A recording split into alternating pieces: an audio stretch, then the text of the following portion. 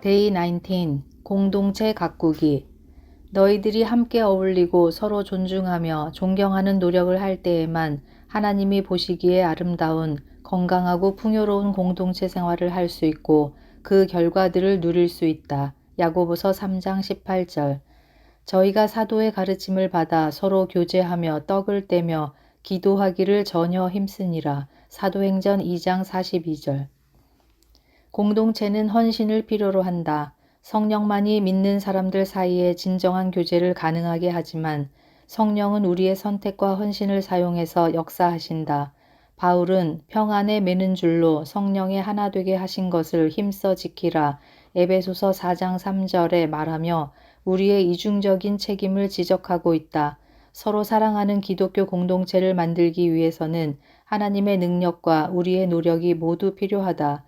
불행히도 많은 사람들은 건강하지 못한 관계의 가정에서 자라나 진정한 교제를 위해 필요한 기술이 부족하다. 그들은 함께 지내고 하나님의 가족 안에서 관계를 맺는 법을 배워야 한다. 다행히 신약 성경은 삶을 나누는 방법에 대해서 많은 설명을 하고 있다.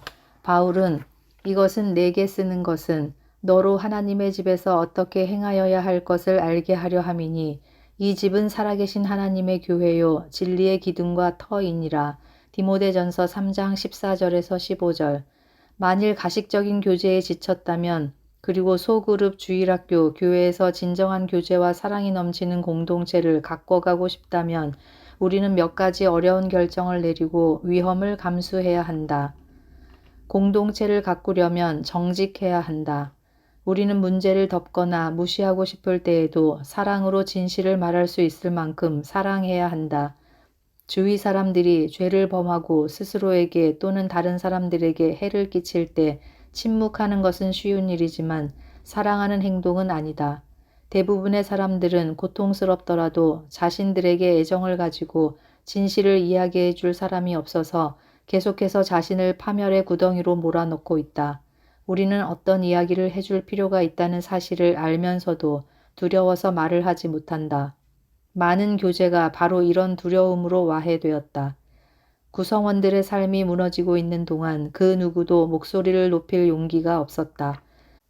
성경은 우리에게 사랑으로 진리를 말하며 라고 말하고 있는데 이는 정직함이 없이는 공동체를 유지할 수 없기 때문이다.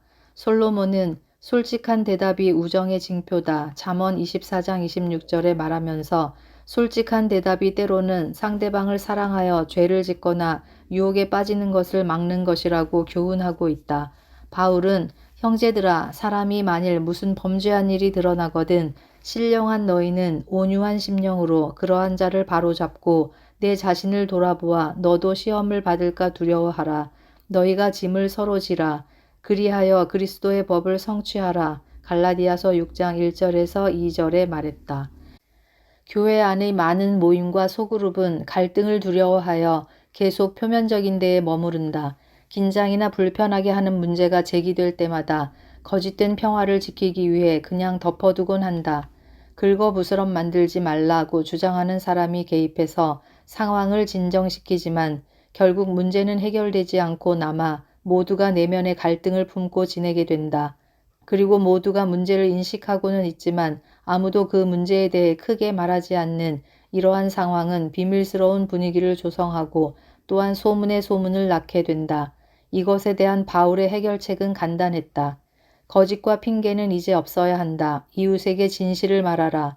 결국 그리스도의 몸 안에서 우리는 하나다. 다른 사람들에게 거짓말하는 것은 결국 스스로에게 거짓말하는 것이다. 에베소서 4장 25절. 결혼이나 우정 혹은 교회 안에서의 진정한 교제는 솔직함에 달려 있다. 사실 갈등의 터널이란 어떤 관계에서든 친밀함으로 가는 길이다.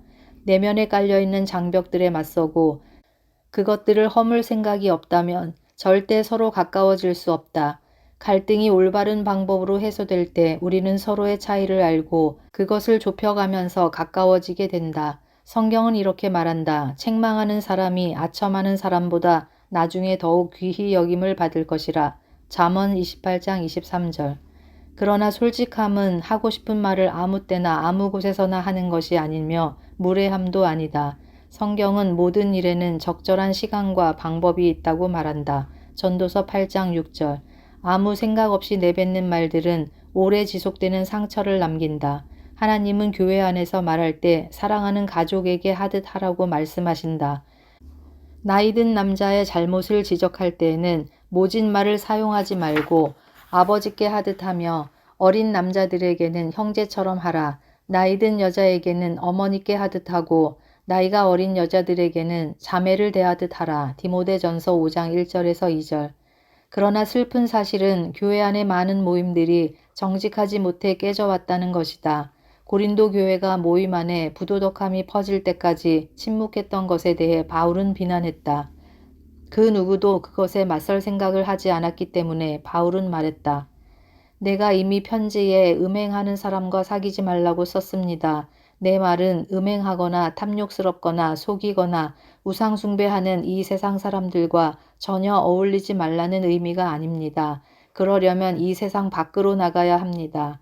내가 지금 어울리지 말라고 쓴 것은 어떤 사람이 그리스도인이라고 말은 하면서 음행하거나 탐욕이 있거나 우상을 숭배하거나 남을 모함하거나 술에 젖어 살거나 약탈하거나 그러면 그런 사람들과 어울리지 말라는 말입니다. 그런 사람들과는 음식도 같이 먹지 말라는 것입니다. 교회 밖에 있는 사람들을 심판하는 것이 내가 상관해야 할 일입니까? 여러분들이 심판해야 할 사람들은 교회 안에서 죄를 짓는 사람들이 아닙니까? 고린도전서 5장 3절에서 12절. 공동체를 가꾸려면 겸손해야 한다. 자신만 중요하게 여기고 독선적이며 고집스럽고 교만한 것은 그 어떤 것보다 빠르게 교제를 파괴한다.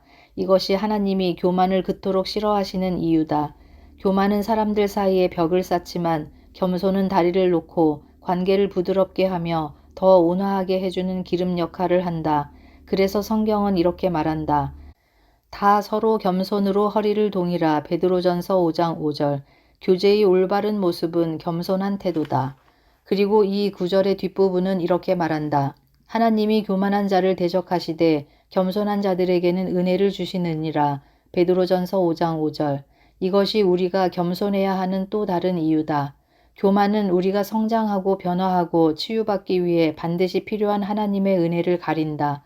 우리는 겸손히 하나님의 은혜가 필요함을 인정할 때 은혜를 받을 수 있다. 성경은 내가 교만해질 때마다 나는 하나님의 반대편에 서게 되는 것이라고 말한다. 이것은 아주 어리석고 위험한 삶의 방식이다. 우리는 여러 가지 현실적인 방법으로 겸손을 연습할 수 있는데 우리의 약점을 인정하고 다른 사람의 약점에 인내하며 다른 사람의 지적을 받아들이고 다른 사람을 세워줌으로써 가능하다. 바울은 이렇게 충고한다. 서로 마음을 같이하며 높은 데 마음을 두지 말고 도리어 낮은 데 처하며 스스로 지혜 있는 채 말라. 로마서 12장 16절. 그리고 빌립보 교인들에게 이렇게 썼다. 아무 일에든지 다툼이나 허영으로 하지 말고 오직 겸손한 마음으로 각각 자기보다 남을 낮게 여기고 각각 자기 일을 돌아볼 뿐더러 또한 각각 다른 사람들의 일을 돌아보아 나의 기쁨을 충만케 하라. 빌립보 2장 3절에서 4절. 겸손은 스스로를 낮게 생각하는 것이 아니다. 스스로를 덜 생각하는 것이다. 다른 사람을 더 생각하는 것이다. 겸손한 사람들은 스스로를 생각하는 것보다 다른 사람을 섬기는 것에 더 관심을 갖는다. 공동체를 가꾸려면 공손해야 한다. 공손함이란 서로의 차이를 존중하고 서로의 감정을 배려하는 것이며 우리를 짜증나게 하는 사람들을 인내하는 것이다. 성경은 이렇게 말한다. 우리 각 사람이 이웃을 기쁘게 하되 선을 이루고 덕을 세우도록 할지니라. 로마서 15장 2절. 바울은 디도에게 아무도 회방하지 말며 다투지 말며 관용하며 범사의 온유함을 모든 사람에게 나타낼 것을 기억하게 하라고 말하고 있다. 모든 교회는 그리고 모든 소그룹 안에는 적어도 한 명 이상 서로 어울리기 어려운 사람들이 있다. 이들은 특별히 감정적으로 문제가 있거나 안정되지 못하거나 다른 사람을 화나게 하는 버릇이 있거나 다른 사람들과 어울리는 기술이 부족할 수 있다. 즉 그들은 하나님의 은혜를 특별히 더 필요로 하는 사람들이다. 그러나 하나님이 그들을 우리 가운데 보내신 것은 그들과 우리 모두의 유익을 위해서다. 그들은 우리가 성장할 수 있고 또한 우리의 교제를 시험해 볼 수 있는 기회를 준다. 우리는 그들을 형제 자매와 같이 사랑하고 존중할 것인가? 한 개인이 얼마나 똑똑하고 아름답고 재능이 많은지에 따라 가족으로 받아들여지는 것이 아니라 단지 서로 속해 있기 때문에 한 가족이 되는 것이다. 우리는 가족을 방어하고 보호한다. 그래서 어떤 가족이 조금은 바보스럽더라도 그는 한 가족의 한 구성원이다. 마찬가지로 성경은 이렇게 말한다. 사랑하는 가족처럼 서로에게 헌신하라. 서로에게 최대한 경의를 표하라. 로마서 12장 10절. 사실 우리 모두에게는 특이한 버릇과 다른 사람을 짜증나게 하는 특성이 있다. 그러나 공동체란 서로 얼마나 잘 어울리느냐와는 상관이 없다. 우리의 교제의 바탕은 하나님과의 관계다. 우리는 가족이기 때문이다. 서로에게 공손할 수 있는 방법은 사람들이 어떤 삶을 살아왔는지 이해하는 것이다. 그들의 과거를 알아보라. 그들이 어떤 삶을 살아왔는지를 안다면 우리는 그들을 더 많이 이해할 수 있을 것이다. 그들이 앞으로 얼마를 더 가야 하는지를 생각하는 대신에 그들이 아픈 상처에도 불구하고 얼만큼 멀리 왔는지를 생각하라. 공손함의 또 다른 부분은 다른 사람들이 어떤 것에 대해 의심한다고 그들을 얕보지 않는 것이다. 우리가 같은 것을 두려워하지 않는다고 해서 다른 사람들이 느끼는 감정이 근거가 없는 것은 아니다. 진정한 공동체는 서로 의심과 두려움을 나누고 그로 인해 상대방이 판단받지 않을 수 있다는 사실을 알 때 세워진다. 공동체를 가꾸려면 비밀을 지켜야 한다. 따뜻하게 받아들여지고 비밀을 지켜줄 것이라는 신뢰가 있을 때에만 사람들은 가장 깊은 곳의 상처, 필요, 그리고 실수들에 대해 이야기하고 마음을 연다. 그러나 비밀을 지키는 것이 다른 형제 자매들이 죄를 지을 때 그것에 대해 침묵하는 것을 의미하지는 않는다. 비밀을 지킨다는 것은 그룹 안에서 나눈 이야기들은 구성원들만이 알고 있고 그 문제를 해결하기 위해 함께 노력하며 그것에 대해 다른 사람들과 험담하지 않는 것이다. 하나님은 소문을 싫어하신다. 특히 다른 사람의 기도 제목이라는 이름 하에 전해지는 것을 매우 싫어하신다. 하나님은 이렇게 말씀하신다. 소문은 악한 사람들에 의해 퍼진다. 그들은 문제를 더 어렵게 만들고 친구 사이를 갈라놓는다. 잠언 16장 28절. 소문은 항상 상처를 낳고 분열을 초래한다. 그리고 하나님은 교회 안에서 분열을 일으키는 사람들에 대해서 어떻게 해야 하는지 분명하게 말씀하신다. 그들은 자신들의 행동에 대해 비난받으면 화를 내고 그룹이나 교회를 떠날지도 모른다. 그러나 교회 안에서의 교제는 그 어떤 개인보다 중요하다. 공동체를 가꾸려면 자주 만나야 한다. 우리가 속한 그룹과 진정한 교제를 나누기 위해서는 자주 그리고 정기적으로 만나야 한다. 관계를 맺는 것은 시간이 걸리는 일이다. 성경은 우리에게 이렇게 말한다. 모이기를 패하는 어떤 사람들의 습관과 같이 하지 말고 오직 권하여 그날이 가까움을 볼수록 더욱 그리하자. 히브리서 10장 25절. 우리는 함께 만나는 습관을 길러야 한다. 습관은 이따금 하는 행동이 아니고 자주 하는 행동을 일컫는 말이다. 우리는 사람들과 깊은 관계를 맺기 위해서 아주 많은 시간을 함께 해야 한다. 그렇지 않기 때문에 많은 교회의 모임들이 깊이가 없는 교제를 하는 것이다. 우리는 함께 충분한 시간을 보내지 않으며 함께 보내는 시간도 주로 한 사람의 이야기를 듣는 데 투자한다. 공동체는 내가 가고 싶을 때에만 가는 그런 편리함의 바탕을 두고 있는 것이 아니다. 나의 영적인 건강함을 위해서 공동체가 필요하다는 확신 위에 만들어진다.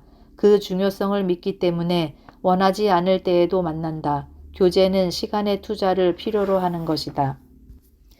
초대교회 크리스천들은 매일 만났다. 날마다 마음을 같이하여 성전에 모이기를 힘쓰고 집에서 떡을 떼며 기쁨과 순전한 마음으로 음식을 먹고 사도행전 2장 46절. 진정한 교제를 위해서는 시간을 투자해야 한다. 만일 당신이 소그룹이나 모임에 속해 있다면 다음 9가지 사항을 지키기 위한 그룹 서약서를 만들어 볼 것을 권한다. 우리는 서로 솔직한 감정을 나누고 진실, 서로 격려하고 상호 의존, 서로 돕고 공감, 서로 용서하고 자비, 사랑으로 진실을 말하고 정직, 우리의 약점을 인정하고 겸손, 서로의 차이를 존중하고 공손, 말을 퍼뜨리지 않고 비밀을 지킴. 이 모임을 최우선 순위로 둘 것이다. 자주 만남. 이 특성들을 보면 진정한 교제가 이루어지지 않는 이유를 명확하게 알 수 있다. 그것은 서로 의지하기 위해서 우리의 자기중심적이고 독단적인 것을 모두 버려야 한다는 것을 의미한다. 하지만 그것을 통해 누리는 유익함은 우리가 치르는 비용보다 훨씬 크다. 그리고 우리가 천국을 준비할 수 있게 해준다.